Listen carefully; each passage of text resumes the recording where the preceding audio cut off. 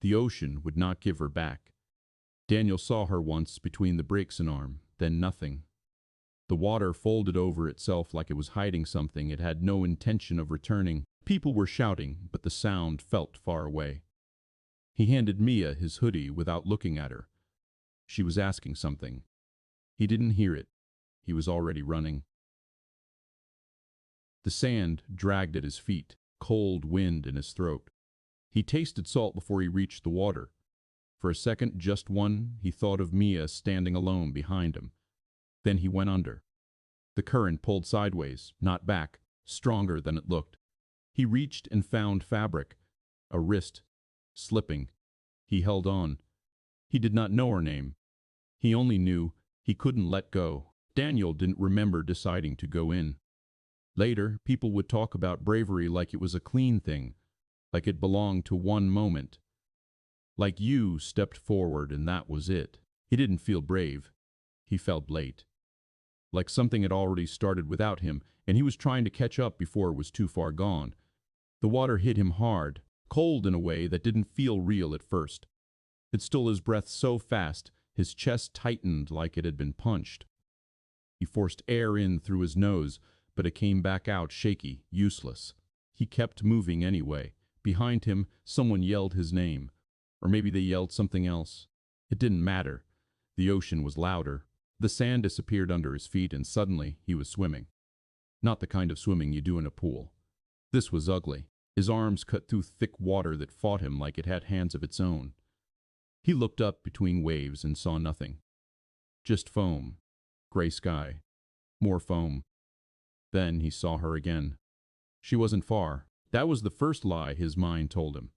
She looked close because the waves kept lifting her, showing her for a second like the ocean was teasing, but every time he pushed forward, the current slid him sideways.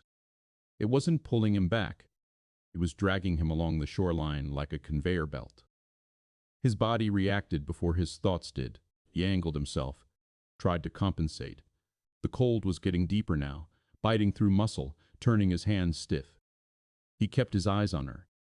She was face down for a moment, then a wave rolled her over and her face flashed up pale, mouth open, eyes shut tight like she was holding something inside. She looked wrong. Not like someone swimming. Like someone already losing. Daniel kicked harder. His legs burned. He could feel his heart in his throat. He thought of Mia again, not in some dramatic way, just a sharp, unwanted image, her standing on the sand, hair blowing in her face, watching her father disappear into the water. He hadn't even told her to stay back. He hadn't told her anything. He had just shoved the hoodie into her arms like that was enough. That thought hit him harder than the cold. He pushed it away. Another wave slapped him in the side of the head. Salt water flooded his mouth. He coughed and swallowed at the same time. His vision blurred, then cleared. He spat and kept going. When he got close enough to reach, the water surged again and lifted her away like she weighed nothing. "Come on," he muttered. It didn't sound like his voice. He lunged. His fingers caught fabric, a sleeve, slippery and soaked. He grabbed again, and this time his hand closed around her wrist. Her skin felt shockingly soft. Not soft like pleasant. Soft like it wasn't supposed to be out here. She jerked violently. At first he thought she was fighting him, but it wasn't conscious. Her body was panicking, trying to breathe, trying to escape something that was already inside her lungs. She clawed at him. Nails scraped his forearm. He tightened his grip anyway. "It's okay," he said, and he didn't know why he said it. She couldn't hear him over the water, or maybe she could, but it didn't matter. It was for him. Something to hold on to. Her head broke the surface for half a second, and she sucked in air. Then another wave rolled over both of them and shoved them under. Daniel lost his sense of direction. Up didn't feel like up. Everything was cold and spinning. The sound turned muffled, like his ears were packed with cotton. He kept his hand locked around her wrist. When he surfaced again, his lungs screamed. He gasped and coughed, and his throat felt raw immediately, like he'd swallowed sandpaper. She was still in his grip, but her body was heavy now. Not heavy in weight. Heavy in the way dead weight is heavy. and the way something stops helping itself. That scared him more than anything. He pulled her closer, tried to get his arm under her shoulders. Her hair clung to her face, long dark strands plastered across her cheek and mouth.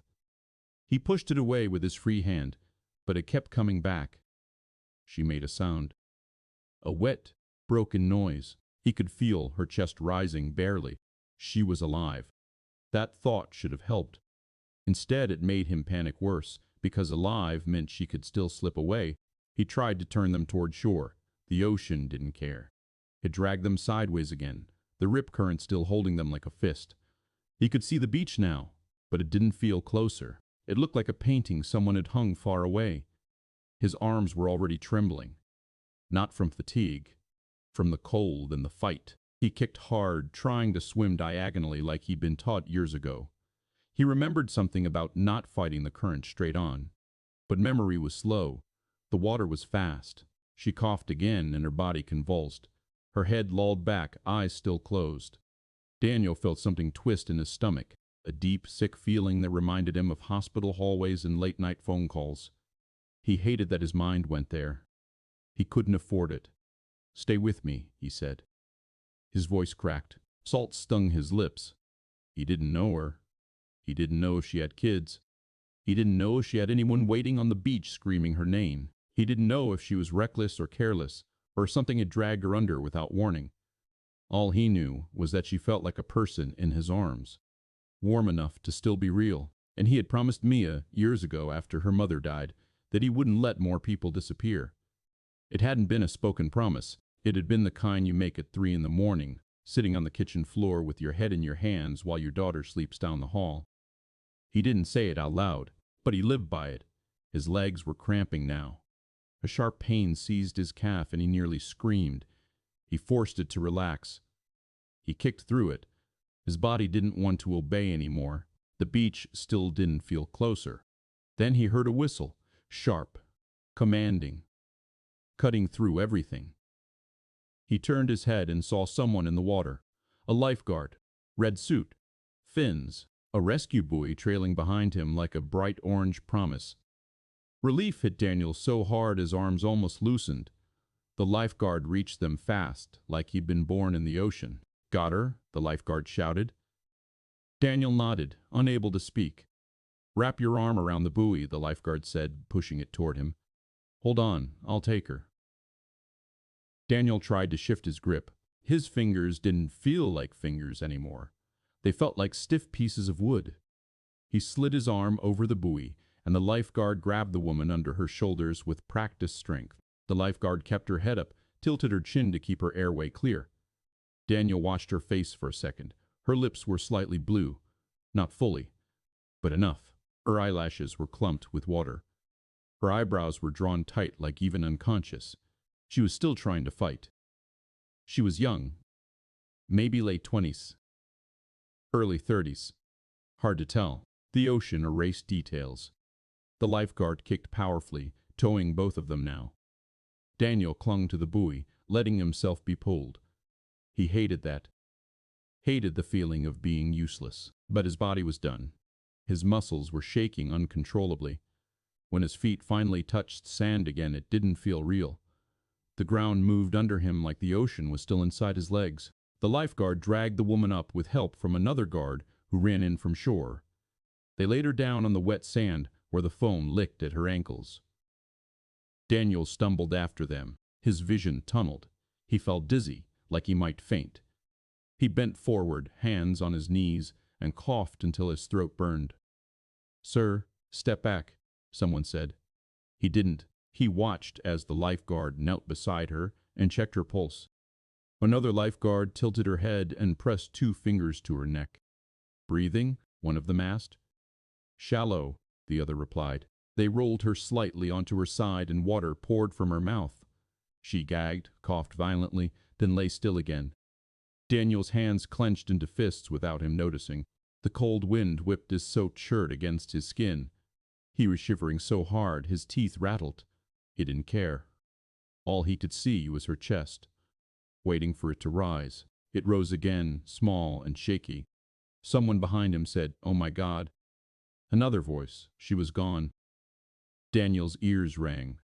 He couldn't tell if it was from the cold or adrenaline. Then Mia appeared in his peripheral vision. She was standing a few feet away, barefoot, hoodie clutched to her chest like a shield. Her face was pale. Her hair was stuck to her cheeks from the mist. Her eyes were locked on him. Not crying, not moving, just watching. That look on her face was worse than anything the ocean had done. Daniel straightened slowly, his whole body aching. He took one step toward her. "Mia," he said. His voice came out rough, almost angry, like his throat was punishing him. She didn't answer. She just ran to him. She hit him hard, wrapping her arms around his waist, burying her face into his stomach. Daniel's arms went around her instantly. He held her tight enough that she squeaked. He loosened slightly. His hands were shaking against her back. "You scared me," she said into his shirt. Her voice was muffled but steady, like she was trying to sound grown-up. Daniel closed his eyes. "I know," he said. He wanted to say more. He wanted to tell her he was sorry. He wanted to tell her he couldn't think. He wanted to tell her he didn't choose it. But the truth was, he had chosen it, and he couldn't take it back. Behind them, the woman coughed again. A deeper cough this time. Someone said, "There you go, stay with us." Daniel looked over Mia's head and saw the woman's eyes flutter open briefly. Confused, distant, terrified. She tried to speak, but it came out as a rasp. The lifeguard leaned close. "Don't talk. You're okay. Just breathe." The woman's gaze drifted. It landed on Daniel for a second, and held. Something passed through her expression. Not gratitude. Not yet. Something more basic. Recognition. Like she was trying to understand why she was still alive. Daniel's stomach tightened. He looked away first. He didn't know why he couldn't hold her gaze. He just couldn't. An ambulance siren wailed in the distance. It sounded wrong against the quiet of the beach, like a city noise that didn't belong here. Mia finally pulled back slightly, still holding on to him. "Are you hurt?" she asked. Daniel looked down at her. Her eyes were wide, too aware. He forced himself to breathe slowly. "No," he lied. His forearm stung where her nails had scratched him. His chest hurt every time he inhaled. His calf felt like it might seize again. But he was standing. He was here. Maya stared at him like she didn't believe him. She reached up and touched his cheek with the back of her hand. It was a small gesture, almost absent-minded. Then she whispered, "Don't do that again." Daniel swallowed. He nodded once. Not because he meant it, because he needed her to believe something. The paramedics arrived quickly. They moved with urgency but not panic, which Daniel noticed. They asked questions, checked oxygen, wrapped the woman in a thermal blanket. Someone put an oxygen mask over her face. The woman's eyes stayed open now. She looked at everything like she was waking from a nightmare she didn't understand. When they lifted her onto the stretcher, she flinched. One of the paramedics leaned close and said something soft. The woman's fingers tightened around the blanket. As they wheeled her toward the ambulance, she turned her head again. Her eyes found Daniel. This time her gaze didn't slide away, it stayed. Her lips moved slightly beneath the oxygen mask. No sound came out. But Daniel understood anyway. It wasn't a thank you. Not yet. It was something closer to disbelief. Like she was still trying to figure out why a stranger had reached for her in the dark water. Daniel stood there until the ambulance doors closed. He didn't realize he was still holding Mia's hand until she squeezed his fingers. "You're freezing," Mia said. Daniel looked down at himself. His shirt was soaked through, clinging to his skin. His arms were goosebumped and trembling. He nodded again. "Let's go home," Mia said quietly. Daniel didn't answer right away. He watched the ambulance pull away, red lights flashing against the gray coastline. It disappeared down the road like it had never been there. The beach began to return to normal. People drifted away. Some talked in clusters. Some stared at the water like it had personally offended them. Daniel stared too. The ocean looked calm again, innocent, like it hadn't almost taken someone and watched him struggle for it. He finally turned away. He and Mia walked back toward their car, leaving wet footprints in the sand. Daniel's body felt heavy now. Every step hurt. Mia kept glancing at him as if checking whether he was still real. Halfway to the parking lot, Daniel realized his hands were still shaking. Not from cold anymore, from something else, something deeper. He didn't say anything. He didn't want to give it a name. Not yet. The heater in the car made a low humming sound. It felt too loud. Daniel's clothes were sealed in a plastic grocery bag in the back seat. He'd changed in the public restroom, fingers stiff, skin still burning from the cold. The scratches on his forearm had started to bead red once the numbness faded. He rinsed them under tap water that smelled faintly metallic. He didn't look at himself in the mirror for long. Mia sat in the passenger seat now, knees pulled up slightly, his oversized sweatshirt swallowing her hands. She kept glancing at him. Quick looks she tried to hide. He kept his eyes on the road. Traffic moved slow out of the beach parking lot. No one honked. It was that kind of quiet, heavy, reflective. The sky had sunk lower, clouds hanging thick and dull like the day had exhaled and never inhaled again. Mia cleared her throat. Was she dead? Daniel tightened his grip on the steering wheel. His knuckles whitened without him meaning to. No, he said. His voice was steadier than he felt. She was breathing. For a minute she wasn't moving. I know. Silence again. Mia picked at the seam of the sweatshirt. She didn't look at him when she spoke next. I thought you were going to drown. Daniel's jaw tightened. He swallowed before answering. I wasn't. But you went under. He nodded once. That happens. She turned toward him then, her eyes sharp in a way that didn't match her age.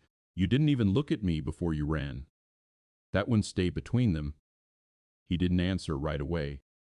The tires rolled over wet pavement with a soft hiss. I saw her, he said finally, and I just moved. Mia leaned back in her seat. She stared out the window. I know, she said quietly. It wasn't accusation. It wasn't forgiveness either. Just acknowledgement. The rest of the drive passed in small pieces. The radio stayed off. The heater kept humming. Daniel's muscles began to stiffen as the adrenaline drained away. His calf throbbed every time he pressed the brake. When they reached home, he parked and sat there a second longer than necessary. The house looked the same as it always did. Small, beige siding, the porch light flickering slightly because he still hadn't replaced the bulb. The normalcy of it felt strange. Mia unbuckled first. You're making spaghetti tonight, she said, like she needed something ordinary to grab onto. Daniel blinked. Yeah. With the garlic bread? Yeah. She nodded and opened the door. Inside, the house smelled faintly like laundry detergent and the lemon cleaner he used that morning. Shoes by the door. Backpack on the chair.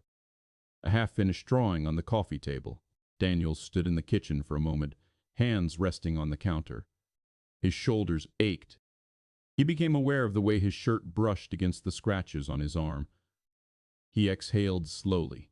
Mia's footsteps padded down the hallway to her room. A door clicked shut. Not slammed. Just closed. Daniel turned on the stove. Water filled the pot. He watched it, unfocused. The sound of it running felt distant, like he was hearing it through something thick. When the water began to boil, he dropped the pasta in. The steam rose, warm against his face. He didn't realize his hands were still shaking until he reached for the salt and spilled some on the counter. He wiped it away carefully. There was a knock on the door. He froze, not because he expected who it might be, because he hadn't expected anyone at all. Another knock. Softer this time. Mia's door opened down the hall. Dad? I've got it, he called back. He walked to the front door slowly, wiping his hands on a towel.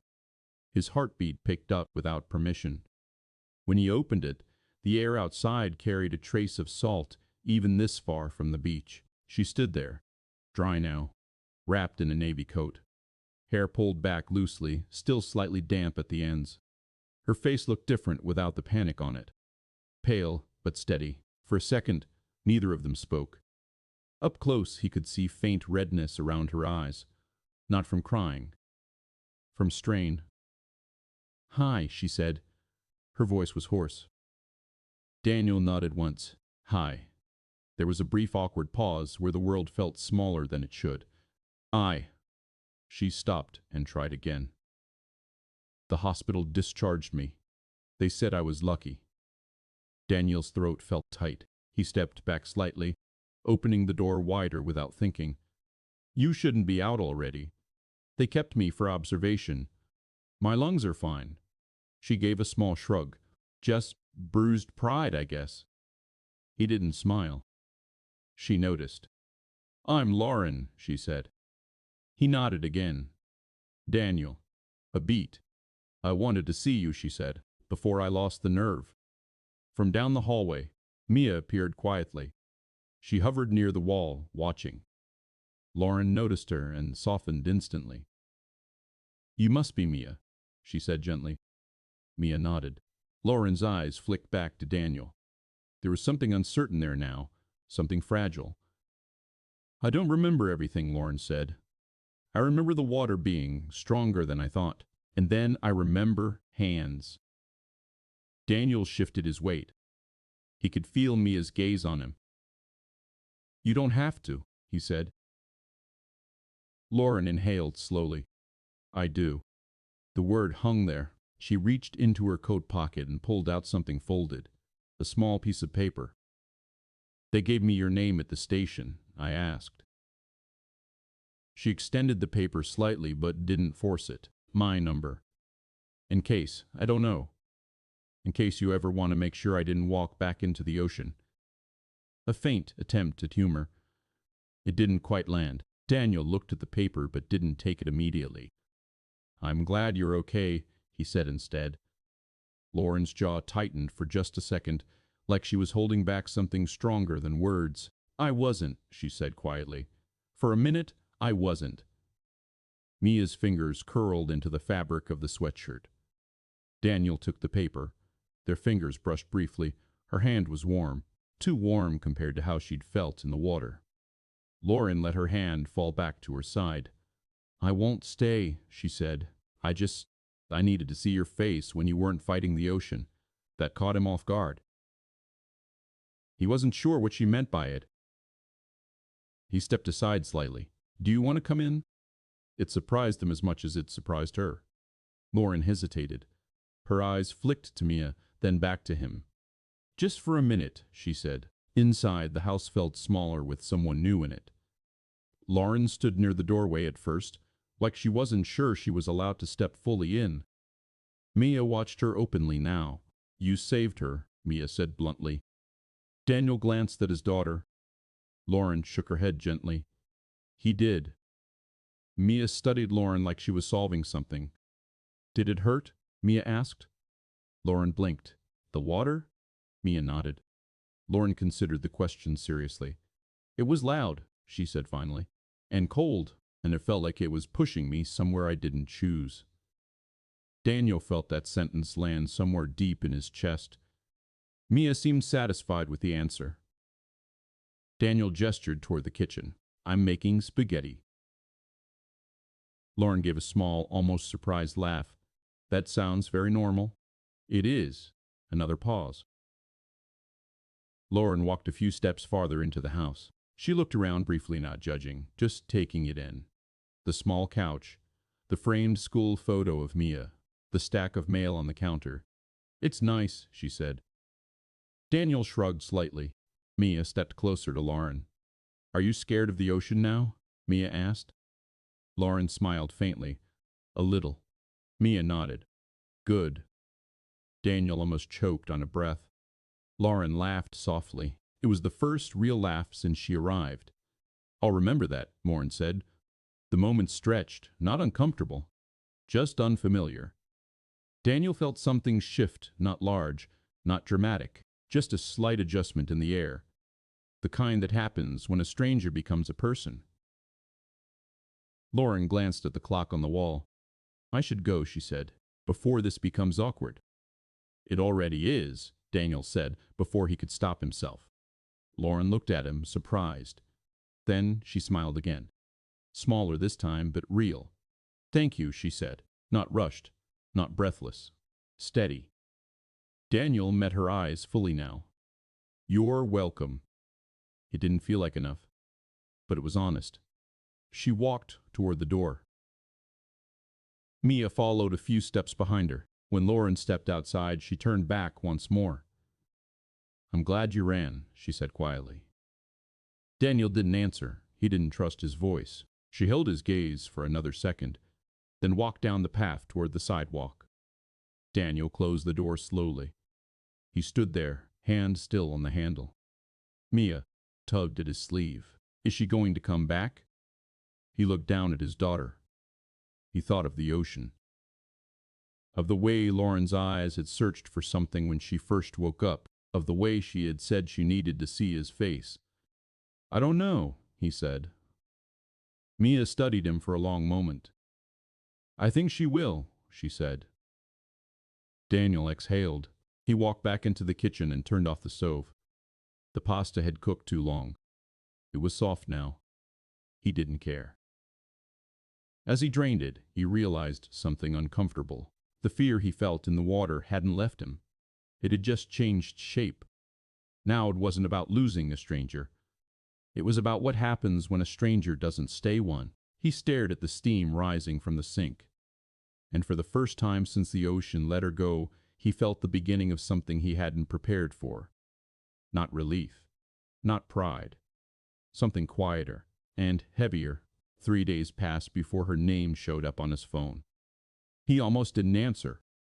The number wasn't saved, but he recognized the area code. His thumb hovered over the screen longer than it should have. Mia was at the kitchen table doing math homework, tapping her pencil against her lip. He stepped into the hallway before pressing accept. Hi, Lauren said. Her voice sounded clearer now, less raw. Hi. A small pause. I wasn't sure if you'd pick up. I wasn't sure if you'd pick up. I wasn't sure either. He heard her breathe out softly, like she'd expected that. I wanted to ask if I could stop by again. Not tonight. Maybe this weekend. I owe Mia an apology. For what? For terrifying her. Daniel leaned against the wall. The paint was cool against his shoulder. She's fine. I know, Lauren said gently. But that doesn't mean she wasn't scared. He glanced toward the kitchen. Mia had her head bent over the paper, brow furrowed in concentration. She's resilient, he said. Lauren didn't argue. Still, she replied. There was something steady about her tone. Not pushy, just certain. Saturday afternoon, he said, she showed up at 2. This time she didn't look like someone who had almost drowned. She wore jeans and a soft gray sweater. Her hair fell loose around her shoulders. She carried a small white box tied with a thin blue ribbon. Mia opened the door before Daniel could reach it. Lauren knelt slightly to be closer to her height. I brought peace offerings, she said, holding out the box. Mia eyed it cautiously. What is it? Lemon bars. My specialty. They're not poisoned. Mia looked up at Daniel, measuring his reaction. He gave a faint nod. She took the box. Okay, she said. Lauren stood, brushing her hands against her jeans. There was a faint hesitation before she stepped inside fully, like she was crossing into something that mattered. Daniel noticed. They sat at the small dining table. The lemon bars were bright and sharp, powdered sugar dusting the tops unevenly. Mia took one careful bite. Her eyes widened slightly. These are good, she said. Lauren smiled in a way that looked relieved. I'm glad. Baking is the one thing I can control. Daniel raised an eyebrow at that. Lauren caught it. Well, she amended, usually. The three of them ate quietly for a minute. Not tense, just adjusting. So, Lauren said eventually, turning to Mia, your dad told me you like drawing. Mia swallowed and nodded. Can I see? Mia hesitated, then slid off her chair and disappeared down the hallway. She returned with a sketchbook clutched to her chest. She handed it to Lauren carefully, like it was something fragile. Lauren flipped through slowly, not rushed, not pretending to be impressed. These are detailed, she said. You pay attention. Mia shrugged, but her shoulders straightened slightly. Daniel watched the interaction from across the table. Lauren didn't talk to Mia like she was small. She didn't exaggerate her voice or force cheerfulness. She asked questions and waited for real answers. "What's this one?" Lauren asked, pointing to a drawing of waves crashing against a cliff. Mia glanced at Daniel before answering. "The beach," she said. Lauren's hand stilled on the page for just a fraction of a second. "It looks strong," Lauren said carefully. "It is," Mia replied. The air shifted. Daniel cleared his throat. "Mia, why don't you show her the one from school?" Mia nodded and flipped to another page. The moment passed, but not completely. Later, when Mia went to her room to work on a project, Lauren and Daniel stood in the kitchen washing dishes side by side. "You didn't have to bring anything," he said. "I know." Water ran over her hands. She moved with quiet efficiency. "I needed to do something normal," she added. Daniel handed her a towel. "Are you," he asked, "normal?" "Okay." She paused. "Yes," she said. Then after a beat, "Mostly." He waited. "I've been replaying it," she admitted. "The water, the way it felt when I realized I couldn't get back." Her hands tightened slightly on the edge of the counter. "I grew up around the ocean," she continued. "I thought I understood it. I didn't." Daniel nodded once. "It doesn't care," he said. Lauren looked at him then. Really looked. "You went in without thinking," she said. He shrugged. "That's not entirely true. What did you think about?" Mia's laughter drifted faintly from down the hall. Daniel stared at the sink. "Her?" he said quietly. Lauren followed his gaze toward the hallway. "And you still went," she said. He didn't answer. Because there wasn't a clean explanation for it. No sentence that made it sound balanced. Lauren dried her hands and leaned back against the counter. "I almost didn't come today," she said. "Why?" She hesitated. "You feel very self-contained." Daniel almost smiled at the phrasing. "I am." I noticed. There wasn't judgment in her tone. Just observation. "I didn't want to intrude," she added. "You're not." That surprised him as he said it. Lauren studied his face for a moment, like she was trying to measure the sincerity. "I don't want to disrupt anything," she said. Daniel glanced around the kitchen. The slightly chipped cabinets, the old fridge humming steadily.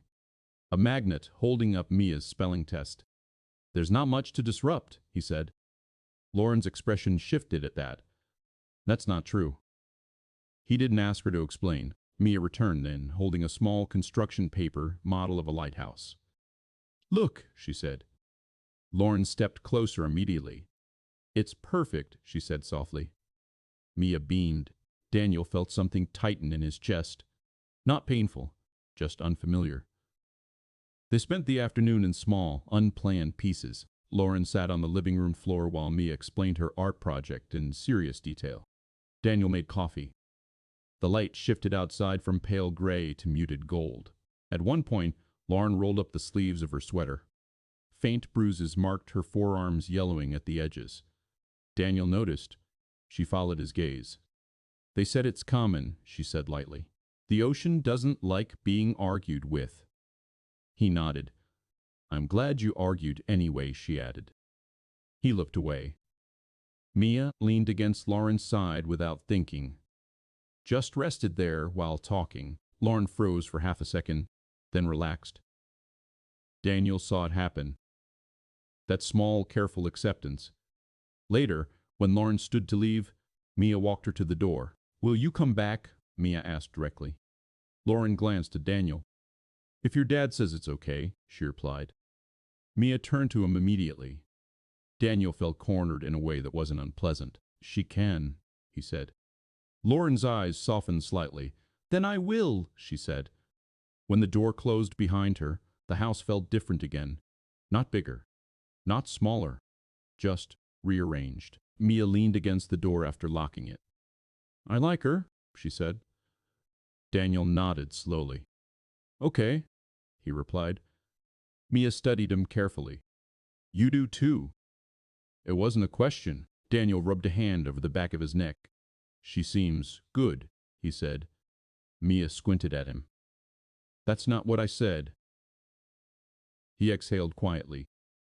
He wasn't ready to name anything yet. He walked back into the living room and noticed the slight indentation on the carpet where Lauren had been sitting. It would flatten by morning, but right now it was visible. He stared at it longer than necessary. Something had shifted, and he wasn't sure whether that made him steadier or more exposed. Lauren started coming by on Sundays. It wasn't planned that way. It just settled into that shape. Late afternoon, usually. After Mia finished homework, before the quiet stretch of evening when the house tended to feel smaller. The third Sunday, she brought nothing. No box. No ribbon. She showed up with her hands empty and said, "I thought I'd let your kitchen rest." Daniel almost smiled. Mia was on the floor with colored pencils spread in a messy halo around her. She looked up when the door opened. "You're late," she said. Lauren checked her watch dramatically. 3 minutes. "That's late." Lauren stepped inside. "I'll do better." Daniel watched from the kitchen doorway. There was ease now in the way Lauren moved through the house. Not ownership, just comfort. She didn't hover near the entrance anymore. They made grilled cheese sandwiches together. Lauren insisted on buttering both sides of the bread. "That's excessive," Daniel said. "It's correct," she replied. Mia giggled. Daniel found himself standing back, letting Lauren show Mia how to press the sandwich down with the spatula. Mia listened closely, nodding like she was absorbing something important. The smell of toasted bread and melted cheese filled the kitchen. It felt ordinary, almost too ordinary. They ate at the table. Mia talked about a boy in her class who insisted dolphins were fish. "They're mammals," she said firmly. Lauren nodded. "You're right." Daniel watched Lauren listen. Really listen. Not distracted, not waiting for her turn to speak. It had been a long time since someone else filled the silence in this house. After dinner, Mia asked Lauren to help her with a puzzle. They spread the pieces across the living room floor. Daniel cleaned the kitchen slowly, listening to their quiet conversation drift down the hallway. At one point, Mia laughed sharp and unfiltered. The sound hit him unexpectedly. He paused, dish towel in hand. He realized he hadn't heard that kind of laugh from her in months. Maybe longer. When he returned to the living room, Lauren looked up. "We're missing 2 pieces," she said.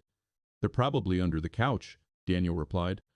Lauren lay flat on the carpet and reached underneath, arm extended fully. "Found one," she announced. Her hair fell across her face.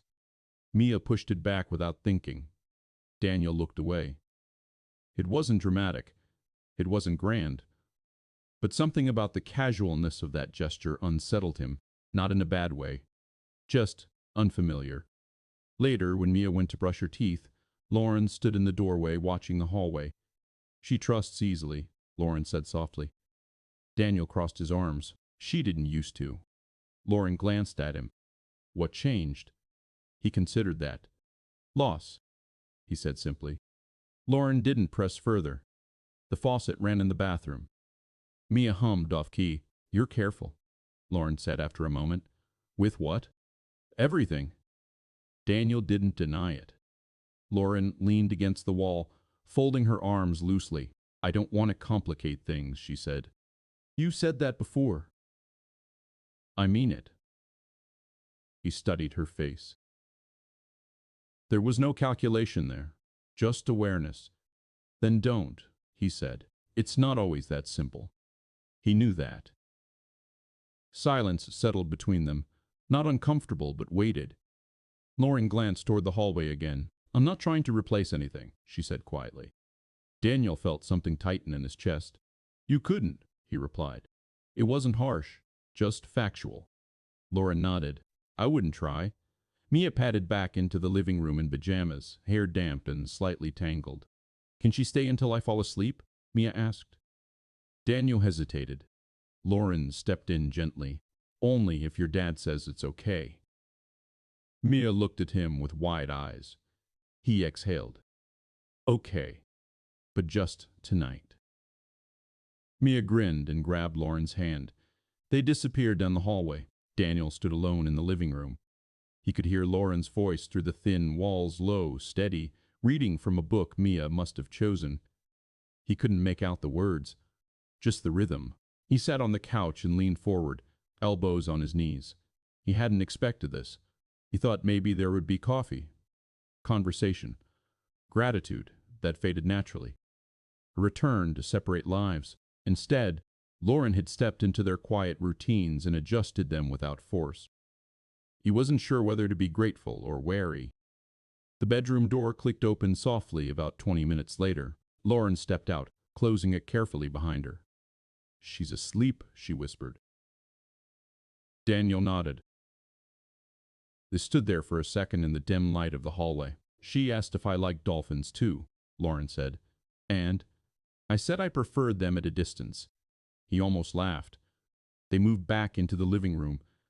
The house felt softer at night. Shadows stretched across the walls. Lauren picked up her coat but didn't put it on immediately. "Can I ask you something?" she said. Daniel waited. "Why didn't you hesitate?" The question hung between them.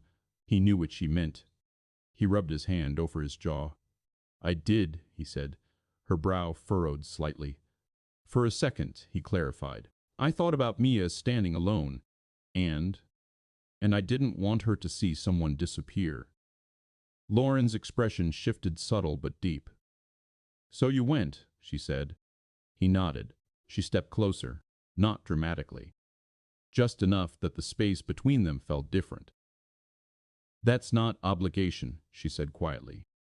He didn't respond, because he wasn't sure what it was. Lauren studied him like she was trying to understand something that didn't have clear edges. "I don't want you to feel responsible for me," she said. "I don't. That's not what I mean." He waited. "I mean, if I'm here, if I keep coming, it has to be because you want me here." Daniel's chest tightened. He wasn't used to that kind of directness. "I wouldn't have said yes otherwise," he replied. Lauren searched his face for a long moment. "Okay," she said softly. She slipped her coat on then. At the door she paused. "Next Sunday?" she asked. Daniel considered the shape of that question. "Yes," he said. She nodded. When the door closed behind her, the house returned to stillness. Daniel walked down the hallway and stood in Mia's doorway. She was curled on her side, one hand tucked under her cheek. Her breathing was even. He stepped inside quietly and pulled the blanket up slightly higher around her shoulders. She stirred faintly. "Is she gone?" she murmured. "Yeah," he whispered. A small pause. "Okay," she said, already drifting back. Daniel stood there a moment longer. He realized something as he watched her. The fear he felt the day at the beach had changed again. It wasn't sharp anymore.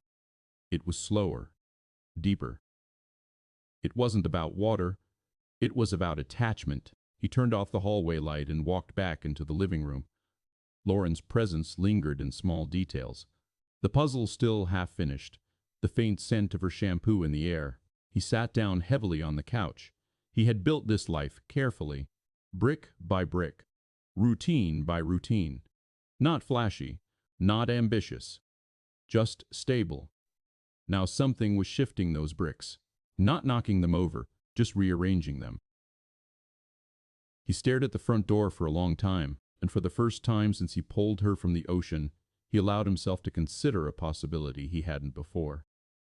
That maybe saving her hadn't been the only moment that mattered. Maybe what came after would ask more of him than the water ever did. He didn't know if he was ready for that. He just knew she would be back next Sunday. And he hadn't stopped her. By the time October arrived, Lauren had her own mug in the cabinet. It wasn't official. She hadn't asked for it. Daniel hadn't offered it like some grand gesture. It just happened one night, when Mia pulled a ceramic mug from her backpack, wrapped in newspaper, and set it on the counter with quiet pride. It was white with a crooked blue lighthouse painted on the side. The handle was slightly uneven, the glaze imperfect. Mia pointed at it. "I made it." Lauren's eyes widened. "For me?" Mia nodded. Lauren held it like it might break from being looked at too hard. She turned it slowly in her hands, thumb brushing over the painted lighthouse. "It's beautiful," Lauren said, voice soft. "It's not perfect," Mia admitted. Lauren looked up. Neither am I. Daniel watched Mia's face at that. The way her shoulders relaxed. Something in him tightened. Not jealousy, something closer to awe and discomfort. The mug stayed. After that, Lauren stopped feeling like a guest. She still didn't move through the house like it belonged to her, but she no longer asked permission for small things. She'd grab a dish towel, refill the dog bowl, even though they didn't have a dog. She'd catch herself and laugh quietly at her own mistake. Once, she walked into the kitchen and started unloading the dishwasher before realizing Daniel had already done it. "You're going to make me lazy," he said. Lauren smirked. "You already are." Mia laughed so hard she snorted. It was strange, the way Lauren could slip humor into the house without making it feel forced. The way she could soften Daniel's edges without trying to. Daniel didn't talk about it. He didn't like naming things before they were stable. He'd learned that the hard way, but there were moments, now small ones, that made him feel like he was living in a different life than the one he'd been dragging himself through for years. One afternoon, Daniel came home from work to find Lauren sitting at the kitchen table with Mia, helping her glue photos onto a poster board.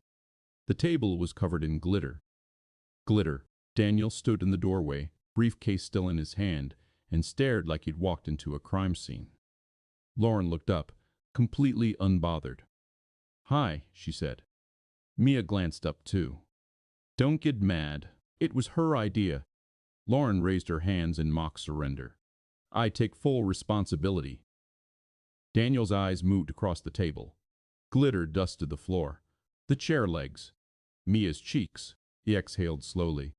"I'm not mad," he said. Mia squinted. "You look mad." "I'm processing." Lauren laughed. Daniel shook his head and went to wash his hands. Later, after Mia went to bed, Daniel was still finding glitter on the counter. Lauren stood behind him, leaning against the fridge.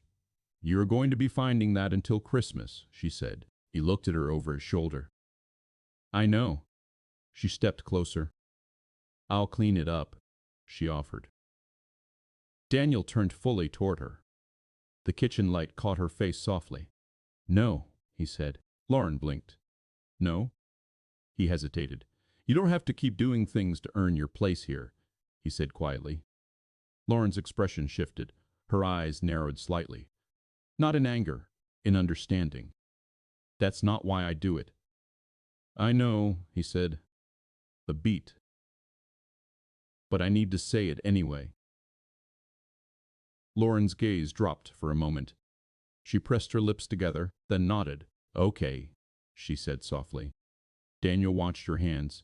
She always kept them busy, always touching something. A mug, a dish towel, the edge of the counter. Like stillness made her restless. "Where do you go when you leave here?" he asked suddenly. Lauren looked up. It wasn't an accusation, but it wasn't casual either. She seemed to sense that. "My apartment," she said. "It's fine. Small." Daniel nodded. "You've never invited us." Lauren's eyes flickered. A small, quick reaction she didn't hide fast enough. "I didn't think you'd want to," she said. Daniel stared at her. "That's not an answer." Lauren's shoulders rose slightly, then fell. "It's not exactly your world," she admitted. Daniel felt something sharp at that. "My world?" he repeated. Lauren's cheeks colored faintly. "I didn't mean it like that." He waited. Lauren sighed. "Daniel, you have this very contained life. It's honest. It's clean. Not clean like money. Clean like intention." He didn't respond.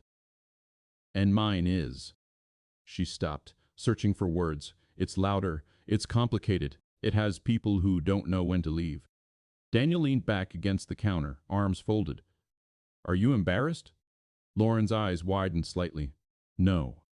He held her gaze. She hesitated, then nodded once. "Maybe," she admitted. "A little." The honesty didn't soften him. It made him more guarded. "Why?" he asked. Lauren exhaled slowly, then looked down at the floor like she didn't want to say it. "Because I come from money," she said finally, "and I hate what people assume about that." Daniel's jaw tightened. He'd suspected. Not because she dressed extravagantly. She didn't. But there were little things. Her teeth too perfect. Her posture too practiced. The way she spoke to strangers with calm confidence. The way she didn't flinch when prices were mentioned. She'd never offered to pay for anything directly. But she brought groceries without comment. Fresh fruit, high-quality coffee, small things that cost more than they should. Daniel had noticed, he just hadn't wanted to name it. Lauren watched him carefully now, waiting for his reaction. Daniel stared at the counter. "You don't act like it," he said. Lauren's expression tightened. "What does that mean?" He realized too late how it sounded. He shook his head. "I mean, you're not entitled." Lauren's shoulders eased slightly. "Not all people with money are monsters," she said quietly. Daniel nodded. "I know." But the truth was, he didn't really know. He'd spent most of his adult life watching money create distance between people. Watching it excuse things. Watching it buy silence. He'd been on the wrong side of it more times than he could count. Lauren stepped closer again. "Careful. My family is complicated," she said. Daniel's eyes narrowed slightly. "How complicated?" Lauren gave a faint, humorless smile, the kind of complicated that makes you drown quietly in a room full of people. Daniel didn't speak. He could feel her words settling into him. Heavy. Familiar in a way he didn't like. "Canon Beach wasn't a vacation," Lauren said softly. Daniel's gaze sharpened. "Then why were you there?" Lauren's throat moved as she swallowed. "I needed somewhere I couldn't be followed," she admitted. Daniel's stomach tightened. Followed. The word landed wrong. "You didn't tell me that," he said. Lauren looked up at him, eyes steady. "You didn't ask." Daniel's pulse quickened slightly. He didn't like the feeling creeping up his spine. It felt like the beginning of something he'd spent years avoiding. Trouble. Real trouble. Lauren must have seen it in a space, because she lifted her hands slightly, palms open. "It's not like that," she said quickly. "Not dangerous. Just emotionally exhausting." Daniel didn't relax. He had learned a long time ago that danger didn't always announce itself with a weapon. Sometimes it showed up in a smile. A car parked outside too long. A phone that wouldn't stop ringing. Lauren watched him silently for a moment. Then she said, "You think I'm going to bring chaos into your house?" Daniel didn't answer. That was answer enough. Lauren nodded slowly. "I don't want to," she said. "I don't want to ruin what you've built." Daniel's throat tightened at that. He hated how accurate she was. Mia's bedroom door creaked slightly down the hall, then closed again. A small sound. Nothing. But it reminded Daniel of the thin wall between his adult choices and his daughter's peace. Lauren followed his glance. "I should go," she said softly. Daniel didn't move. He didn't tell her to stay. But he also didn't open the door for her. Lauren stepped toward the entryway anyway, pulling on her coat slowly. At the door, she turned back. "I'm not ashamed of you," she said. Daniel's eyes flicked up sharply. Lauren's voice stayed steady. "I'm ashamed of the way people look at me. Like I'm made of something artificial." Daniel's chest tightened. She took a breath. "I feel real here," she said, "and that scares me." Daniel stared at her. He wanted to tell her to stop talking like that, to stop dropping heavy truths into his quiet kitchen like they were nothing. But he didn't, because he believed her. Lauren opened the door. Cold air swept in. Before she stepped out, she paused again. "Can I show you my world?" she asked quietly. Daniel's heart beat once, hard. Not excitement. Warning. He swallowed. "Maybe," he said. Lauren nodded once, like she would take that and hold on to it carefully. Then she left. Daniel stood there long after the door clicked shut. The kitchen felt colder. He stared at the counter where her hands had been, where her mug sat drying on the rack. The lighthouse Mia had painted was crooked, but it was still standing, and he couldn't shake the feeling that Lauren wasn't the only one afraid. He was too. Not of her. Of what she was asking him to step into. He agreed to see her apartment on a Thursday, not because he felt ready, because Mia asked. "Why don't we ever go to her place?" she said one night while brushing her hair in the bathroom mirror. Daniel stood in the doorway, arms folded. It hasn't come up. Mia met his eyes through the reflection. It has. He didn't argue. The next day, he texted Lauren. If the offer still stands, she replied almost immediately. It does. Her building sat near the edge of downtown, tall and narrow. Glass along the front that reflected the sky like it was trying to disappear into it. Daniel parked a block away. He preferred walking the extra distance. Mia held his hand loosely, swaying it as they approached. You look nervous, she said casually. I'm not, she squeezed his fingers. You are. Lauren met them in the lobby. She wore a simple black sweater and jeans, but the cut was sharp, clean, effortless in a way Daniel never tried to be. The lobby smelled faintly of polished stone and something floral he couldn't name. Mia looked around with wide eyes but said nothing. Lauren crouched slightly to Mia's level. Welcome to my castle, she said lightly. It's tall, Mia replied. That it is. They rode the elevator up in silence. Daniel felt exposed in the mirrored walls. He saw himself plain jacket, worn boots. He didn't feel out of place, but he felt seen. Lauren's apartment was quiet, not messy, not sterile either. Soft gray couch, large windows overlooking the city, framed photographs along one wall, oceans, cliffs, empty roads. Mia walked slowly through the space. You have so much light, she said. Lauren smiled faintly. It helps. Daniel stood near the doorway at first, hands in his pockets. It's nice, he said finally. Lauren watched his face carefully, measuring. I know it's different, she said. He nodded. Different isn't bad. She exhaled softly. Mia wandered to the window and pressed her hands against the glass. You can see everything, she whispered. Lauren stepped beside her. Sometimes that's the problem. Daniel caught the weight in that sentence. They sat on the couch. Lauren brought tea. Real tea. Loose leaves, not bags. Mia asked questions about the photos on the wall. Lauren answered honestly. A trip to Maine. A cliff in Ireland.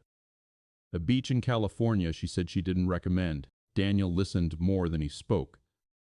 After a while, Mia asked if she could see Lauren's room. Lauren hesitated only a second. Okay.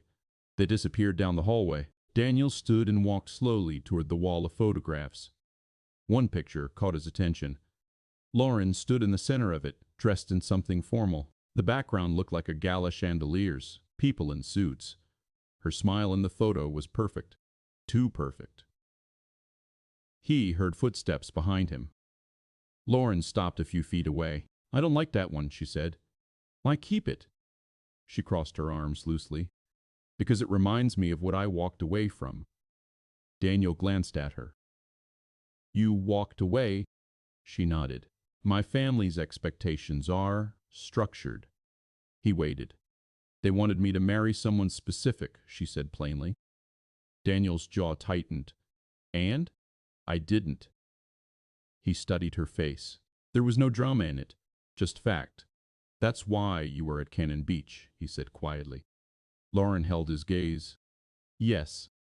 The simplicity of the answer unsettled him more than if she dressed it up. You ran, he said. I left, she corrected gently. There was a difference. He heard it. Do they know where you are? He asked. Lauren shook her head. They know I'm not cooperating. Daniel felt that word settle uneasily in his chest. And they're okay with that. A faint, humorless smile touched her lips. They don't have to be. He looked toward the hallway where Mia's laughter echoed faintly. Daniel lowered his voice. Lauren, I can't have someone showing up here. They won't. You can't promise that. She stepped closer. I can, she said firmly. He studied her eyes. Steady, not reckless. How? He asked. Because I made it clear. If they push, I make it public. Daniel's brow furrowed. Lauren shrugged slightly. Money protects people, she said. It also exposes them. He didn't like that he understood. Silence stretched. I don't want you to feel like this is a risk, she said quietly. Daniel looked at her fully now. Everything is a risk, he replied. Her expression softened. Then let me be one you choose, she said. The words hung there. He felt his pulse in his throat. He wasn't used to being asked directly. Mia came running back into the living room then, holding something in her hands. Look, she said. It was a small jewelry box Lauren must have let her open. Inside was a delicate silver bracelet. It's old, Lauren said quickly. From my grandmother. Mia touched it gently. Do you wear it? Sometimes. Mia closed the lid carefully and handed it back. It's pretty, she said. Lauren smiled softly. Daniel watched the exchange. He saw how careful Lauren was with Mia. Not spoiling, not showing off, just sharing. Later, when they left the building, the air outside felt colder. Mia skipped slightly ahead on the sidewalk. Daniel and Lauren walked side by side. You don't look angry, Lauren said quietly. I'm not. You look guarded. He didn't deny it. Daniel, she said gently, I'm not bringing a storm with me. He looked at her. You already did, he said. Her face tightened. Not hurt. Concerned. You mean the ocean, she said softly. He shook his head once. No. She stopped walking. He took another step before realizing she paused. When he turned back, she was watching him carefully. You changed things, he said. The wind lifted a strand of her hair. I didn't mean to. I know. That made it worse. Because it meant it wasn't manipulation. It wasn't strategy. It was real. Lauren stepped closer, lowering her voice. Is that bad? She asked. Daniel looked toward Mia, who was examining a crack in the sidewalk like it was a treasure. He thought of the quiet house before Lauren. The routine. The predictability. The safety. He thought of Mia laughing over grilled cheese, of glitter on the floor, of a crooked lighthouse mug drying beside his own. He swallowed. I don't know, he admitted. Lauren didn't push. She nodded once. Okay, she said. They walked the rest of the block in silence. At Daniel's car, Lauren paused. I'm not asking you to jump, she said, just to not step back. He met her eyes. That's harder than it sounds. I know. She reached out then, slowly, giving him time to pull away. He didn't. Her fingers brushed his. Not dramatic, just warm. I'm not afraid of you, she said quietly. He felt something shift inside his chest at that, because he wasn't afraid of her either. He was afraid of needing her. Lauren stepped back. I'll see you Sunday, she said. Daniel nodded. Mia ran back toward him. Can we live in a tall building one day? She asked. Daniel looked down at her. Maybe, he said. He opened the car door for her. As he drove home, the city lights blurred softly through the windshield. He felt the weight of what he was holding. Not just Lauren's history, but the possibility of choosing something that wasn't safe. He had survived by controlling the edges of his world. Lauren was asking him to loosen them. He didn't know yet if that was strength or weakness. But he knew one thing. He wasn't stepping back. Not yet. The first sign that something wasn't contained came on a Tuesday morning. Daniel was tying his shoes when he noticed the car parked across the street. Black, clean, engine off. He wouldn't have thought twice about it if it hadn't been there the night before. And the night before that. He stood slowly, watching through the edge of the curtain. The car didn't move. Mia walked into the living room, backpack slung over one shoulder. Are we late? She asked. Not yet. He dropped the curtain. By the time they stepped outside, the car's windows were tinted enough that he couldn't see inside. He buckled Mia into the passenger seat and started the engine. He didn't look directly at the other vehicle, but he felt it. As he pulled away, the black car remained. Still. He told himself he was being paranoid. He'd done that before. Mistaken coincidence for threat. He didn't like how quickly his mind could build scenarios from silence. At work, he found it hard to focus. He checked his phone twice as often as usual. No messages from Lauren. Nothing unusual. When he picked Mia up from school, the black car wasn't there. He almost laughed at himself. That night, Lauren came over. She brought fresh bread and a jar of olive oil like something she'd seen in a movie about ordinary people.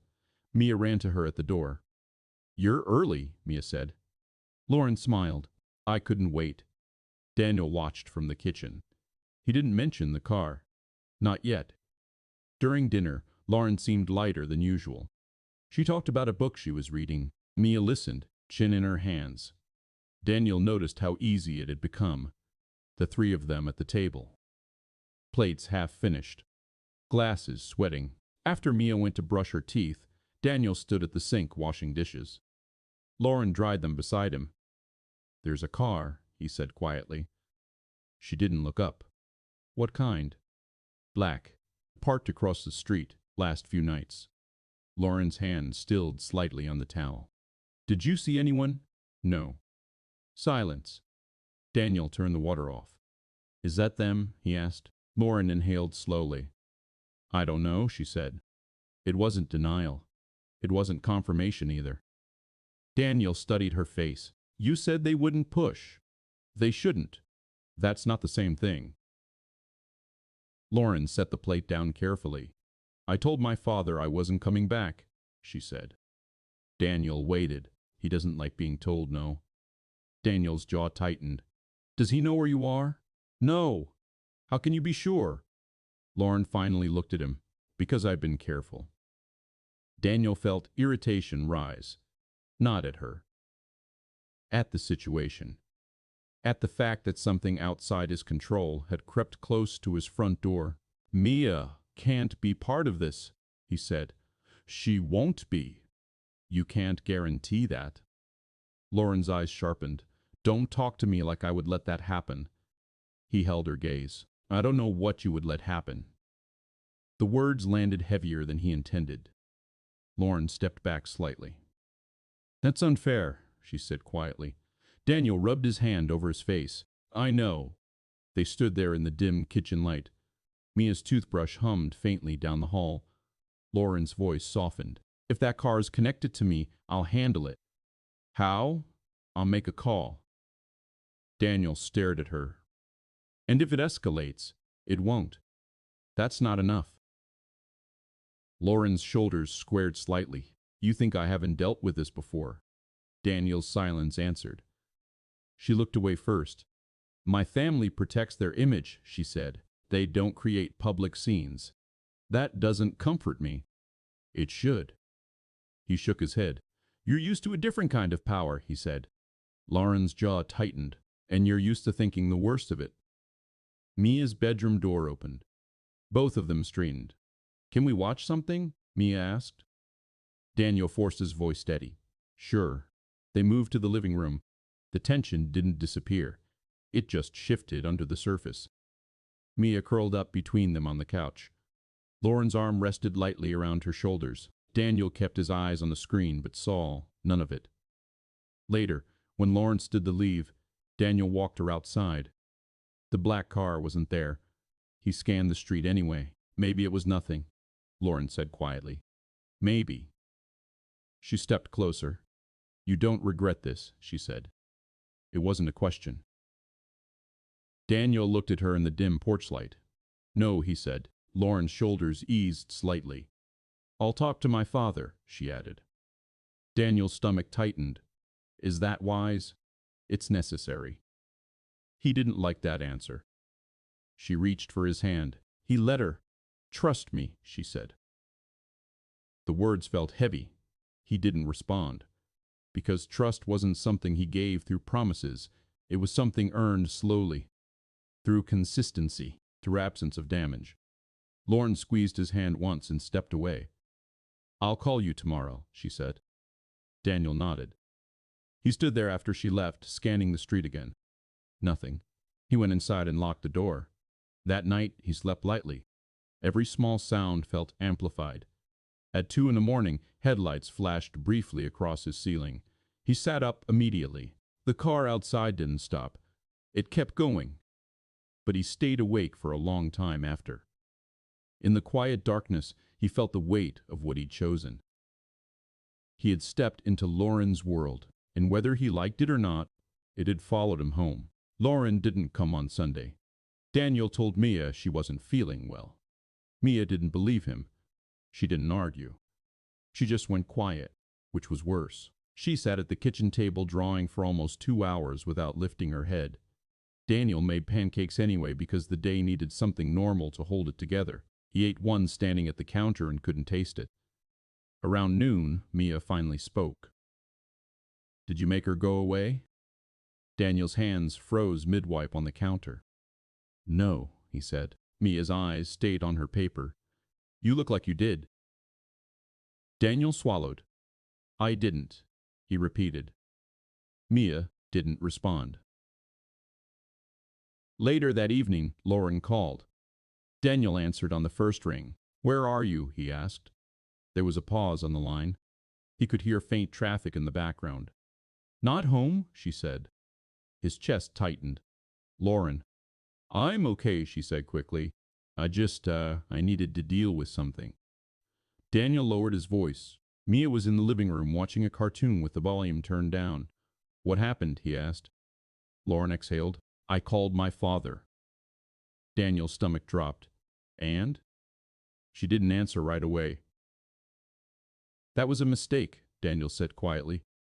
Lauren's voice tightened. "I didn't have a choice." "You always have a choice." "No," she snapped, then immediately softened. "No. Not with him. Not if I want this to stop." Daniel rubbed his forehead. "Where are you?" he asked again. "At a hotel," she admitted. Daniel went still. "Hotel? Hotel?" "Yes. Why?" Lauren's voice grew quieter. "Because after I called him, someone showed up at my building." Daniel's blood went cold. "Who?" "I didn't see their face, but I know who sent them." Daniel looked toward the living room. Mia's head was tilted toward the screen, but he knew her. She listened even when she pretended not to. He stepped into the hallway. "Lauren," he said carefully, "are you in danger?" A long pause. "I don't think so," she said. Daniel felt anger flare, sharp and immediate. "You don't think," he repeated. His voice stayed low, but it wasn't calm anymore. "You told me they wouldn't push." "I believed that. That doesn't help me." Lauren's breath caught slightly, like she was trying not to cry. "I'm sorry," she said quietly. "I didn't want this to touch you. Or Mia." Daniel shut his eyes. "Does Mia know?" Lauren asked. "No. She'll hate me." Daniel's jaw clenched. "She won't," he said, even though he wasn't sure. Lauren was silent for a moment. "I miss her," she said. The words landed softly. Not dramatic, just honest. Daniel leaned his forehead against the wall. "What did your father say?" he asked. Lauren exhaled slowly. "He said he was disappointed." Daniel waited. And then he said, "If I wanted to keep playing house, I could. But I should remember who pays for the roof over my head." Daniel's hand curled into a fist. "That's a threat," he said. "Yes. And you're at a hotel because you're afraid he'll take your apartment." Lauren's voice was quiet. "I'm afraid he'll do something worse than that." Daniel stared down the hallway toward Mia's room. His daughter's laughter floated out, small and innocent. It made him feel sick. "Lauren," he said, voice tight, "you need to leave the city." "I can't." "You can." She didn't answer. Daniel's breathing slowed. He forced it. He couldn't let anger drive him into decisions. "Listen to me," he said. "If you come near this house right now, and someone is watching you—" "I know," she said quickly. "I know. That's why I stayed away." Daniel's throat tightened. He didn't want her to stay away. He just didn't want Mia to get hurt. Lauren spoke again, quieter. "I didn't tell you everything," she said. Daniel's eyes narrowed. "What didn't you tell me?" There was a long silence. "Then my father has people," she said carefully. "Not bodyguards, not in a flashy way. People who clean things up. People who make problems disappear." Daniel's stomach twisted. "Disappear," he repeated. Lauren's voice trembled slightly. "I didn't want you to look at me differently." Daniel didn't respond. He couldn't. because his mind had already started calculating, already scanning the street, already thinking about Mia's school, her routines, her walk from the car to the front door. He felt the world narrowing. Lauren spoke again.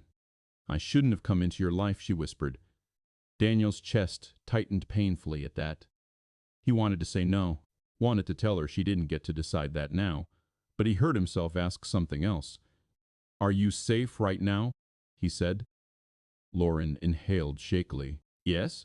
"Are you alone?" "Yes." Daniel closed his eyes. He pictured her sitting in some hotel room, lights off, phone pressed to her ear, trying to sound brave. He pictured the ocean again, the way her body had gone heavy in his arms. He felt the same helplessness rise. "Give me the address," he said. Lauren went silent. "No," she said. "Lauren." "No," she repeated, firmer. "Daniel, you can't fix this. If you show up, I'm not asking permission." A beat. Lauren's breath hitched. "Please don't." Daniel stared at the floor. He spoke slowly, choosing his words like they could break something. "I have one rule in my life," he said. "Mia stays safe." "I know. And if you're connected to this danger, then you don't come near her again." Lauren didn't speak. "That's what you want me to say," Daniel continued. "That's what you're waiting for." His voice lowered. "But I can't do it like that. Not over the phone." Lauren's voice broke slightly. "Daniel." He swallowed. "I'm coming," he said. "No." "Yes." Another pause. Then Lauren's voice softened, exhausted. "Room 512, she whispered. "The Shoreline Hotel." Daniel exhaled once, sharp. "I'll be there in 20. Daniel." He ended the call. He stood in the hallway for a second, phone still in his hand. His heart was pounding. He turned toward the living room. Mia looked up at him immediately, like she'd been waiting. "She's okay?" Mia asked.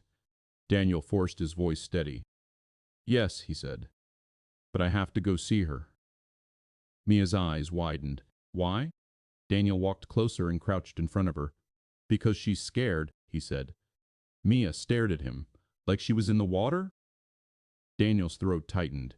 "Yes," he said. Mia didn't hesitate. "Then go," she said. Daniel blinked. "You're not coming." "I know," Mia replied calmly. "I'll stay with Mrs. Hartley." Mrs. Hartley was their elderly neighbor. Kind, nosy, always watching from her window. Daniel nodded slowly. He stood, grabbed his jacket, and crossed the street to knock on Mrs. Hartley's door. She opened it in a robe and looked at him like she already knew. "Everything all right?" she asked. Daniel forced a smile. "I need a favor," he said. 10 minutes later, he was back in the car. The city looked different at night. Streetlights stretched across wet pavement. Traffic moved slow. People walked in small groups, laughing, unaware. Daniel drove with both hands on the wheel, jaw clenched so tightly his teeth hurt. He parked outside the hotel and sat in the car for a moment, staring at the entrance. He didn't like this. He didn't like how familiar it felt. The sense of approaching something you can't undo. He got out and walked inside. The lobby smelled like cheap perfume and carpet cleaner. A couple argued quietly near the elevators. A tired-looking clerk stared at a computer screen. Daniel didn't stop at the desk. He went straight to the elevator. The ride up felt too long. When he reached the 5th floor, the hallway was dim, quiet except for the distant sound of a television behind one of the doors. He found room 512. He knocked once. Then again, the door opened slowly. Lauren stood there barefoot, wearing an oversized sweatshirt, hair loose and messy. Her face looked pale under the hallway light. For a second, she just stared at him like she didn't trust what she was seeing. "Daniel," she whispered. He stepped inside without asking. The room was small. One bed, one chair, curtains drawn, a half-empty bottle of water on the nightstand. Lauren closed the door behind him. Daniel turned toward her. He didn't touch her. He just looked. "You shouldn't be here," she said quietly. "I know." Lauren's eyes filled slightly, but she didn't let anything fall. Daniel exhaled. Tell me everything, he said. Lauren swallowed hard. She nodded once, and Daniel felt it. That shift, the moment where a private life stops being private, where you stop pretending you can keep love separate from consequence. Lauren's voice was barely above a whisper when she started to speak, and Daniel realized too late that he wasn't walking into her world anymore. He was already inside it. Lauren sat on the edge of the bed while she talked. Not pacing, not dramatic, just still. Daniel stayed near the door at first, arms folded. The hotel room felt too small for what she was saying. My father built everything from nothing, she began. That's the story he tells. And it's true mostly. He worked. He sacrificed. He learned how to win. She looked up at Daniel. But he doesn't know how to lose. Daniel didn't interrupt. He decided who I would marry when I was 19, she continued. A family friend's son. Same schools. Same events. Same expectations. Daniel's jaw tightened slightly. Did you love him? He asked. Lauren shook her head once. No. A pause. He didn't love me either. That wasn't the point. Daniel felt something cold settle under his ribs. The point was alignment, Lauren said. Expansion, influence, two families merging assets and power. She laughed quietly, but there was no humor in it. I tried to convince myself it was fine, she said. Plenty of people live that way. Comfortable, structured. Her fingers twisted in the hem of her sleeve. But every time I pictured it, I felt like I was sinking. Daniel's mind flashed to the ocean again, the way her body had gone still in his arms. So you left, he said. I delayed, she corrected softly. I asked for time. My father agreed, but time to him means strategy. She looked down at her hands. When I told him no for the last time, he smiled, she said. That was worse than yelling. Daniel stepped closer without realizing it. He told me I was confused, she continued, that I was reacting to nothing, that he knew what was best. And when you still said no? Daniel asked. Lauren's throat moved as she swallowed. He said I'd regret it. Silence filled the small room. Daniel could hear the faint hum of the air conditioner. I moved out the next week, she said. I found the apartment. I started trying to build something that was mine. She looked up at him. And then I met you. Daniel felt that land in his chest. Canon Beach wasn't a vacation, she said again. Softer this time. It was space. I thought if I went somewhere wide enough, I could breathe. He stepped closer still. And the car? He asked. Lauren exhaled. After I called him this week, he said something that didn't sit right. What? He said. You don't get to choose small. Daniel's jaw clenched. He's never understood why I'd want something simple, Lauren said. To him, simple is failure. Daniel looked around the cheap hotel room. This isn't simple, he said quietly. Lauren gave a faint smile. It is to me. She stood slowly. I think the car was a message, she admitted. Not a threat yet, just a reminder. Daniel studied her face. Of what? That he's still there. Daniel's chest tightened. And what happens now? He asked. Lauren held his gaze. I go back, she said. He stiffened. Back where? To him. Daniel stared at her. No. Her expression stayed steady. If I don't, this drags on. It follows me. It follows you. I can handle that, Daniel said immediately. Lauren shook her head. You shouldn't have to. That's not your decision. She stepped closer until only inches separated them. It is, if it's my family causing it. Daniel felt anger rise, not at her, but at the inevitability of it. You don't get to disappear because it's easier, he said quietly. Lauren's eyes flashed. You think this is easier? No, he admitted. I think it's cleaner. She flinched slightly. Daniel softened his tone. Running doesn't stop people like that, he said. It just teaches them you'll move when they push. Lauren looked away. I'm tired, she said, of fighting him. Daniel studied her. The ocean had exhausted her body.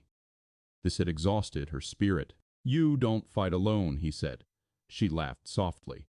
You don't know what that means. Then tell me. Lauren shook her head slowly. My father doesn't see you as a person, she said. He sees you as a variable, something that distracted me. Daniel felt something cold settle in his stomach. And that makes you angry, she added quietly. He didn't deny it. Good, she said. Daniel blinked. What? Because I need someone who isn't afraid of him. Daniel let out a breath through his nose. I'm not afraid of him, he said. That's not what I meant. He knew. Lauren reached out then, touching his forearm gently. The same arm she'd clawed in the ocean weeks ago. I don't want you choosing me out of defiance, she said, or because you feel responsible. Daniel covered her hand with his. I'm not, he said. Lauren searched his face. Then why? She whispered. He hesitated. Because the answer wasn't clean. It wasn't about rescue anymore. It wasn't about obligation. He looked at her fully. Because Mia sleeps easier when you're in the house, he said. Lauren's eyes filled instantly. And I do too, he added quietly. The room felt smaller after that. Lauren stepped into him, arms wrapping around his waist. Daniel held her tightly. Not desperate, just firm. He felt her breathing against his chest, uneven at first, then slowing. I don't want to go back, she admitted into his shirt. Then don't, he said. Silence. But I can't let this touch her, Lauren whispered. It won't. You don't know that. He pulled back slightly so he could see her face. No, he said, but I know this. She waited. I'm done living like loss is inevitable, he said quietly. Lauren's breath caught. I built my life around avoiding it, he continued, around controlling it, around pretending if I kept things small enough, nothing else could break. He swallowed. That's not living. Lauren watched him carefully. And if he escalates? She asked. Daniel thought of the car, the street, the way his pulse had jumped at every sound. He thought of Mia's steady voice telling him to go. He thought of the crooked lighthouse mug. We don't escalate with him, Daniel said slowly. We hold steady. Lauren frowned slightly. What does that mean? It means you don't disappear, he said. You don't apologize for wanting something different. And him? Daniel's jaw tightened. If he crosses a line, then I'll draw one. Lauren studied him for a long moment. You're serious, she said softly. Yes. She inhaled slowly. I've never had someone stand with me like that. Daniel didn't make it dramatic. He just nodded once. You do now, he said. Lauren closed her eyes briefly, like she was absorbing something fragile. When she opened them, there was a shift there. Not fear, not defiance. Resolve. Okay, she said. Daniel glanced toward the door. You're not staying here, he said. Lauren's brow lifted slightly. You're coming home. Her breath caught. Daniel, we'll figure it out, he said. He wasn't reckless. He wasn't naive. But he wasn't stepping back either. Lauren stared at him. Then slowly, she nodded. Okay, she whispered. They left the hotel together. The hallway felt less oppressive walking out than it had walking in. Outside, the night air was cold but clean. Daniel scanned the street automatically. No black car. No movement. Just city noise. He opened the passenger door for her. As she got in, she looked up at him. Are you sure? She asked quietly. Daniel met her eyes. No, he said honestly. Then he closed the door and walked around to the driver's side. As he pulled away from the curb, he felt something settle inside him. Not fear. Not pride. Choice. He wasn't rescuing her anymore. He was choosing her. And whatever came with that, he would face it standing. They didn't talk much on the drive back. Lauren stared out the window, arms folded tightly around herself, like she was holding her ribs in place. Daniel drove with both hands on the wheel. The streets were wet from earlier rain. Streetlights stretched into long, trembling lines across the pavement. Every red light felt too long. He kept checking the mirrors. Not obsessively, automatically. Like a reflex he hated that he still had. Lauren noticed. You think he's following, she said quietly. Daniel didn't deny it. I think it's possible, he replied. Lauren swallowed. He won't do anything loud, she said. Daniel's jaw tightened. You keep saying that. It's true, she insisted. He hates public mess. Daniel glanced at her briefly. Some people don't need noise to hurt you. Lauren didn't answer, because she knew. When they reached his street, Daniel slowed down. The neighborhood was quiet. Porch lights, curtains drawn, a few cars parked along the curb like they'd been there forever. Normal. He hated how much he wanted to trust that. He parked in the driveway and cut the engine. Neither of them moved right away. Lauren's fingers tightened in her lap. I shouldn't be here, she whispered. Daniel looked at her. You're already here, he said. She gave a faint, strained smile that didn't reach her eyes. I mean, I shouldn't be allowed to bring this into your home. Daniel exhaled slowly. You didn't bring the ocean, he said. Lauren's eyes flickered. And you didn't bring him, he added. He existed before you chose anything. Lauren stared at him like she was trying to decide whether she was allowed to believe that. Daniel unbuckled and got out. He walked around to her side and opened her door. Lauren hesitated, then stepped out into the cold night air. The porch light flickered again. Daniel made a mental note to replace it, the way he always did, like he could hold the world together with small repairs. Inside, the house was quiet. Mrs. Dan, Hartley's voice floated from the living room. She's asleep, she said as soon as she saw him. Sweet girl, didn't fuss once. Daniel felt his shoulders loosen slightly. Thank you, he said. Mrs. Mistis. Hartley's eyes shifted to Lauren. She took in Lauren's coat, her tired face, the way she stood like she didn't want to take up space. Mrs. Hartley didn't ask questions. She just nodded politely. You must be Lauren, she said. Lauren blinked. Yes. Mrs. Hartley smiled faintly. Well, nice to see you upright this time. Lauren let out a small laugh, surprised. Yes, she said. Much better experience. Mrs. Hartley grabbed her purse.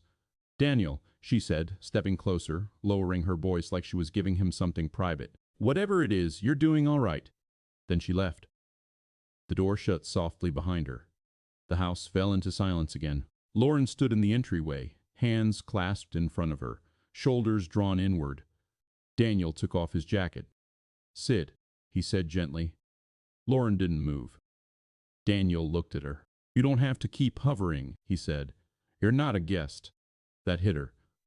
He saw it in the way her face tightened, like she was fighting an emotion she didn't trust. Slowly, she walked into the living room and sat on the edge of the couch. Daniel stood a few feet away, watching her. The dim lamplight softened everything. The house smelled faintly like pancake batter and laundry detergent. It smelled like Mia. Daniel walked down the hallway and pushed Mia's bedroom door open slightly. She was asleep, curled in a small ball under the blanket.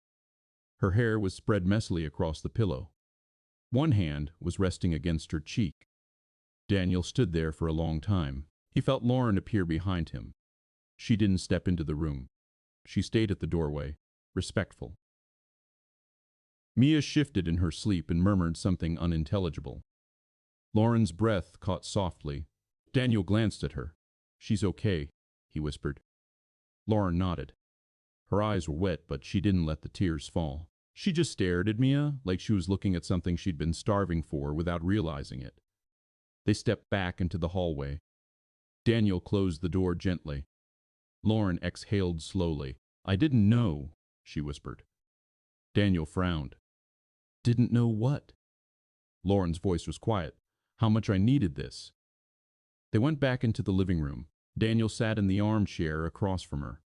The space between them felt different now. Less tentative, more exposed. Lauren looked down at her hands. I don't know what happens next, she admitted. Daniel nodded. Neither do I. She lifted her gaze. You're not angry? Daniel shook his head.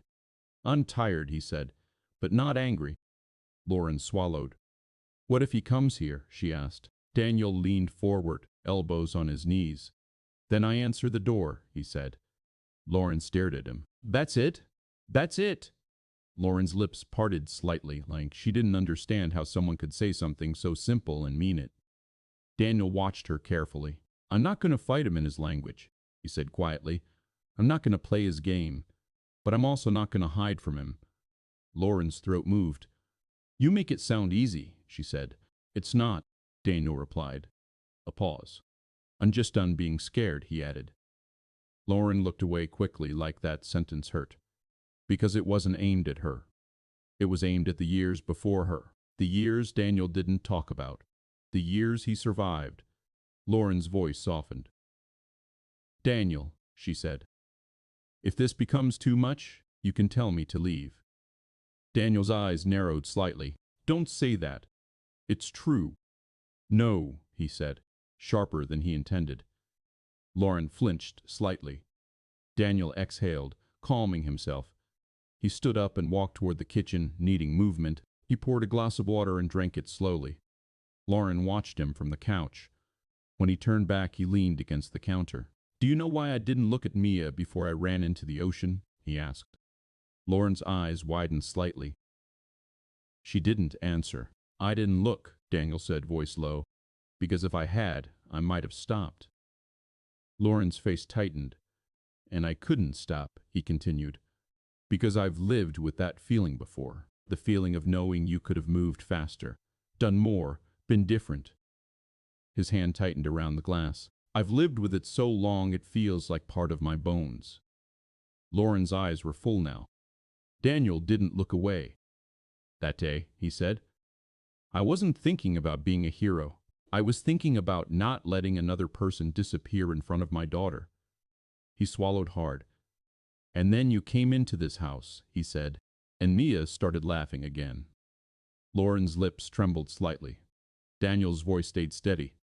So no, he said, you don't get to offer me an exit like you're some burden. Lauren blinked hard. A tear slipped down her cheek before she could stop it.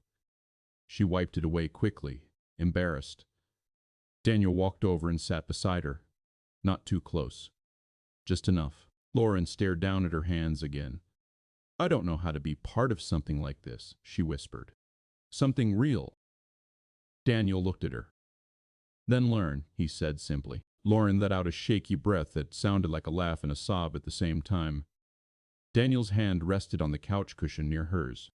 He didn't touch her yet. He waited. Lauren's fingers moved first, slow, hesitant. She reached over and slid her hand into his. Daniel's grip closed around hers. Warm, steady. They sat like that for a long time. The house was quiet. No cars outside. No knocks. No footsteps in the street. Just the hum of the refrigerator, the faint ticking of the clock, and two people breathing in the same room like it was something sacred. Eventually Lauren spoke again. Do you think she'll forgive me? She asked. Daniel didn't need to ask who she meant. He nodded once. She already has, he said. Lauren's face tightened. She doesn't even know. She knows enough, Daniel replied. Lauren stared at him. Daniel looked toward the hallway. Mia doesn't judge people the way adults do, he said. She judges how they show up. Lauren's throat moved. And you show up, he added. Lauren leaned her head back against the couch, eyes closed. For the first time since Canon Beach, her body looked like it was finally unclenching. Daniel watched her. He realized something then. The rescue had been a moment, a violent, chaotic moment that could have ended differently. But what came after? This quiet room, this shared fear, this decision to stay. That was the real weight. Because it wasn't adrenaline, it wasn't instinct, it was choice. Lauren opened her eyes. I don't want to go back to being alone, she said softly. Daniel's jaw tightened. Then don't, he said. Lauren's gaze drifted toward the hallway. I want to make pancakes with her again, she whispered. I want to watch her grow up. I want to be here when she has a bad day. I want to be useful. Daniel felt something tighten in his chest. Not pressure. Gratitude mixed with fear. Then be here, he said. Lauren's eyes searched his face. You mean it? Yes. Lauren nodded slowly. Then she did something small. She shifted closer until her shoulder rested against his. Daniel didn't move away. He stayed still, letting the contact settle. The clock ticked. Minutes passed. Then Mia's door creaked open. Daniel and Lauren both turned. Mia stood in the hallway, hair messy, eyes half open. She blinked at them like she was trying to figure out if she was dreaming. "Lauren," she mumbled. Lauren stood immediately, careful, like she didn't want to startle her. "Hi," Lauren said softly. Mia rubbed her eyes. "You came back," she said. Lauren nodded. "I did." Mia stared at her for a long moment. Then she walked forward and hugged her without warning. Lauren froze. Then slowly, her arms wrapped around Mia, holding her gently like she was holding something breakable. Mia pulled back slightly and looked up at Lauren. "Are you going to drown again?" she asked bluntly. Lauren let out a shaky laugh. "No," she said. "I'm going to stay on land." Mia nodded, satisfied. Then she turned her eyes to Daniel. "You're not mad?" she asked. Daniel's throat tightened. "No," he said. Mia stared at him like she was checking for cracks. Then she climbed onto the couch between them, settling in like it was the most natural thing in the world. Lauren sat carefully beside her. Mia yawned. "You should sleep here," Mia said to Lauren, already drifting, "so you don't get scared."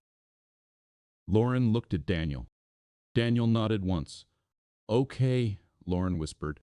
Mia's eyes closed. Within minutes, her breathing slowed again. She was asleep, right there between them. Daniel stared down at his daughter, her small body warm against both of them. Lauren's hand found Daniel's again under the blanket. Her fingers trembled slightly. Daniel squeezed once. A quiet promise. Not spoken. Not dramatic. Just real. Later, after they carried Mia back to her bed, Lauren stood in the hallway, watching Daniel tuck her in. Lauren's voice was barely audible. "She feels safe with you." Daniel didn't look up. "I try," he said. Lauren swallowed. "I want to be part of that," she whispered. Daniel turned toward her. He studied her face in the dim light. There was no glamour in it now. No polished smile. Just a woman who had nearly died and then somehow found her way into a small house with a flickering porch light and a child who trusted too deeply. Daniel nodded once. "Then stay," he said. Lauren's eyes filled again. She nodded. That night, Lauren slept in the guest room. Daniel lay awake in his own bed, staring at the ceiling. He listened to the house settle. Pipes creaking, wind brushing against the siding. He waited for headlights to flash across the walls. They didn't. At some point near dawn, he finally drifted into sleep. When he woke, he smelled coffee. He walked into the kitchen and found Lauren standing there, barefoot, wearing one of his old flannel shirts. She turned when she heard him. "Is this okay?" she asked quietly. Daniel looked at her for a long moment. The flannel hung loose on her shoulders. Her hair was messy. Her face looked softer in the morning light. She looked like she belonged in the quiet of the house. He nodded once. "Yes," he said. Lauren exhaled, relief flooding her expression. Mia padded into the kitchen a minute later, rubbing her eyes. She saw Lauren, paused, then smiled. "Can we make pancakes?" she asked. Lauren glanced at Daniel, waiting. Daniel nodded. "Yes," he said. Lauren smiled and turned back to the stove. Mia climbed onto a chair, already reaching for the flour. Daniel stood in the doorway watching them. He felt something settle inside him. Not a perfect ending, not certainty, but a shift, a small, steady kind of peace. The kind he hadn't allowed himself to want. He realized then what the ocean had actually changed. It hadn't just saved Lauren. It had cracked open a life Daniel had kept sealed shut for years. And now, standing in his kitchen, watching Mia laugh while Lauren flipped pancakes, he understood something simple. Love wasn't a moment you pulled someone from the water. Love was what you did after. When the danger was gone, when no one was watching, when staying cost more than leaving. Daniel poured coffee into 3 mugs. One was his, one was Mia's, and one had a crooked blue lighthouse painted on it. He handed it to Lauren without thinking. Lauren held it with both hands, smiling faintly at the imperfection. Then she looked at him. Not asking, not pleading, just present. Daniel didn't say anything. He didn't need to. The house was warm. The morning was ordinary. And for the first time in a long time, Daniel didn't feel like he was just surviving. He felt like he was finally living. Even if the world outside still carried shadows, even if Lauren's father still existed somewhere beyond their street, inside this kitchen there was something he could protect. Not with fear, not with control, with presence, with choice, with love built quietly, day by day, the way strong things always are. And that was enough. For now.